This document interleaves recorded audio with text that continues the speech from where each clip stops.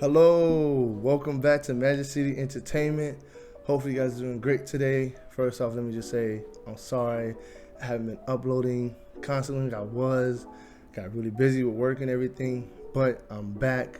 I won't be uploading every day. I'll be uploading every other day until I get a certain schedule down, and then once I get a certain schedule down, I'm back to uploading every day. Also, I just want to say thank you. We hit 30 subscribers. Woo-hoo, let's go.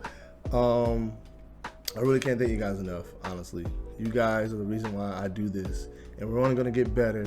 Pretty soon, I'll be doing playthroughs, magic plays, with Ghost of Tsushima. I didn't do it with The Last of Us, but I am going to. I've been really busy right now. I've been playing it. I'm trying to get a review out for you guys. So once I get the review out of the way, I'm going to do a playthrough of The Last of Us Part 2. Stay tuned for that. But anyway, let's hop into this video. I hope you guys enjoy, and I'll see you at the end. Magic signing out. Peace. Coming number 5, we have Scott Pilgrim vs. the World. This movie is a hidden gem on Netflix. If you like cartoon/anime-like type of fighting, this movie is right up your alley. It's about a guy named Scott Pilgrim. So basically, he meets this girl, falls in love, girl of his dreams, but in order to get her, he must defeat all 7 of her exes. I will not lie, at first, I didn't like this movie that much. But after watching it again, I fully understood what they were going for with this movie. And it was great. I enjoyed the heck out of this movie. I highly recommend you guys watch it. It's also a comedy, so there's going to be some jokes in there as well as some good fighting scenes. The fight scenes are honestly the best part about this movie. Storytelling is very well done, but the way they do these fight scenes, it's like straight out of a video game, honestly. Side note, Chris Evans is in this movie. So this is a movie before he became Captain America that we all know and love. Coming in number 4, we have American Assassin. If you're into revenge type of storytelling, then check this movie out. It's about a guy named Mitch that lost his girlfriend to a terrorist attack on a beach. So now he looks for revenge. One thing about this movie is that it shows what it's like to lose someone so close to you, and you will do whatever it takes to get that moment back that you lost. They set this movie up a little too good, honestly. They showed a lot in the beginning of the movie, and later out the movie they show a little bit and everything. I felt like we should have kept it more suspenseful and stuff like that. Also, I felt like it lost the storytelling along the way. It lost kind of what it was going for, but it's still a good movie to watch, honestly. It has some really good action scenes in it, some very good storytelling, great visually. Cinematography is wonderful. Everything is very well done in this movie. Also, you're gonna get yourself a great movie because the actor in this movie is Dylan O'Brien, the guy from Maze Runner. Did great in that series, and this movie he did even better. Coming in number 3, we have Ark. This movie had me on the edge of my bed wanting more from it.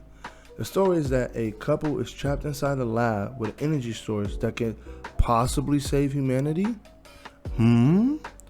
I love this movie because the way it starts is that it pulls you in from the beginning and it just keeps going all the way until you're at the end of the movie.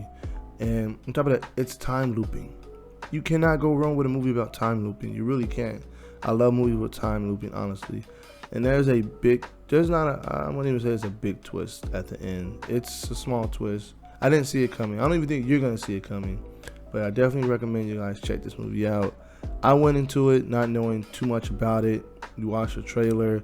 It shows enough to where you're like, okay, I may want to check this out. And it was good. It's very well done. It is not action packed or anything like that. There are a few action scenes, if you want to call it that. This is more about, it's a drama and about storytelling. So if you're into that, check out Ark. Coming in number 2, we have Killing Them Softly. Anything with Brad Pitt, you know it's going to be a great film. All his movies are pretty good.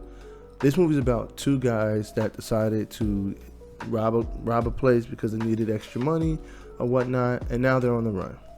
The thing about this movie is that it's not about how you run the race, but how you finish it.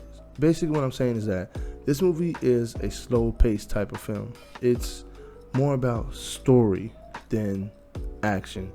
Yes, it may look like it's an action movie, but it's really not. It's more about the story that is developing around these characters, around the Brad Pitt's character more per se, I should say.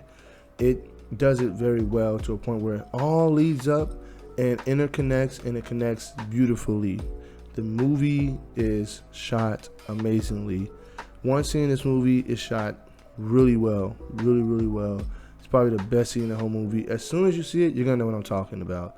So definitely, when you have a chance, check this movie out. Message from the King. Before he was acting in Marvel films, he gave us this wonderful movie about family.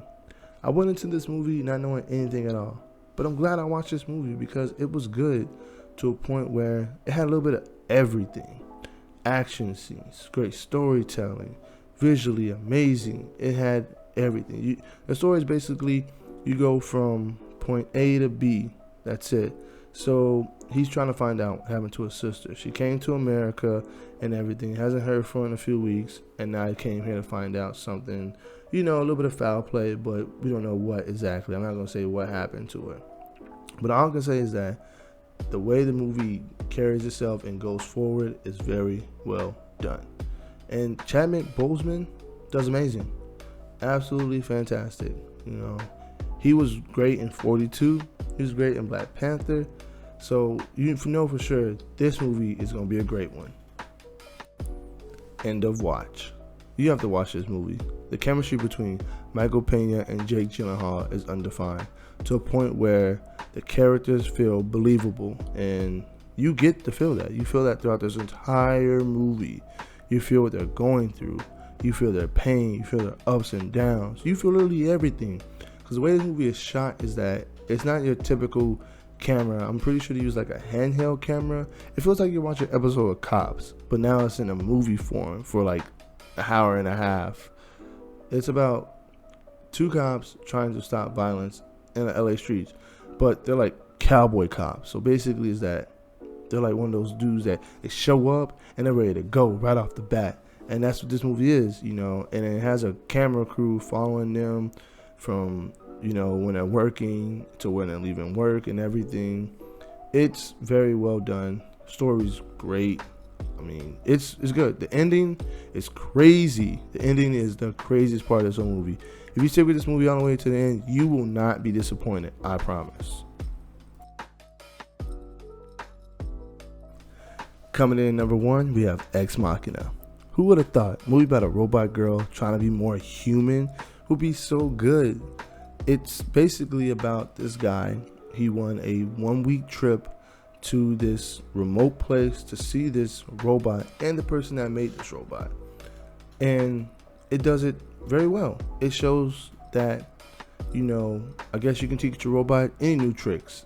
So the interaction between this main character and the robot are really good. The person that plays this robot makes her feel so likable and real. That's the word I'm looking for. Real. It makes her feel real.